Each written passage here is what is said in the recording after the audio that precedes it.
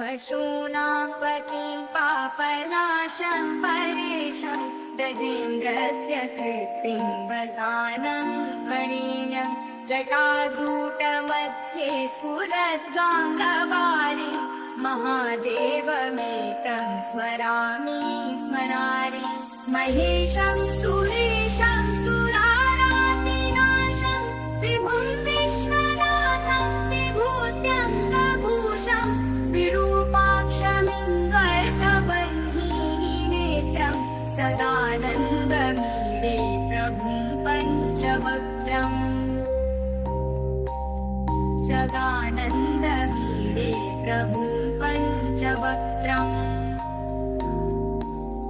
गिरीशं गणेशं गणे नीलवर्णं गवेन्द्राधिरूढं गुणातीतरूपं भवं भास्वरं भस्मनाभूषिताङ्गं भवानीकलत्रं भजे पञ्चवक्त्रं शिवाकान्तशम्भो शशाकान्तमौले महेशानशूले गदाधूर्णधारि त्वमेको जगद्व्यापको विश्वरूप प्रसीद प्रसीद प्रभो पूर्णरूप परात्मानमेकं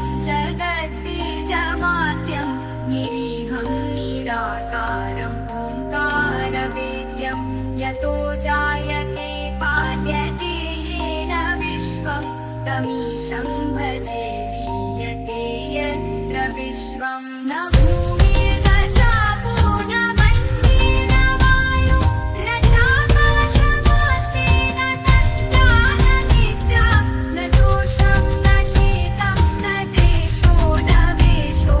न यस्यास्ति मुक्तिं न मीडे अजं शाश्वतं कारणं कारणानां शिवं केवलं भासकं भासकानां तुरीयं नमः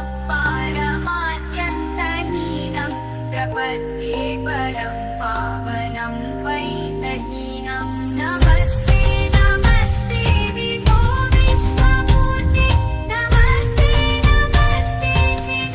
चिदानन्दमूर्ते नमस्ते नमस्ते तपोयोगगम्य नमस्ते नमस्ते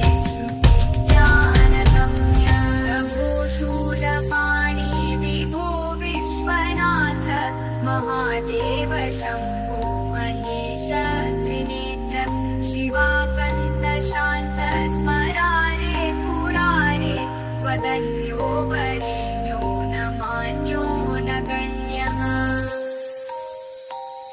शम्भो महेश करुणामय शूलपाणि गौरीपते पशुपते पाशुपाशनाशि काशीपते करुणया जगदितदेक स्वं हसि पासि विदधासि महेश्वरोऽसि त्वत्तो जगद्भवति देव भव स्मरारे त्वय्येव तिष्ठति जगन्मृड विश्वनाथ